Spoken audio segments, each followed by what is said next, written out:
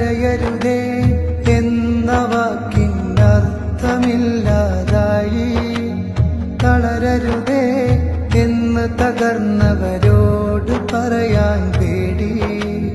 കരയരുതേ എന്ന വാക്കിനർത്ഥമില്ലാതായി. തളരരുതേ എന്ന് തകർന്നവരോട് പറയാൻ പേടി. ഈ മണ്ണിൽ ഒരു ദേശം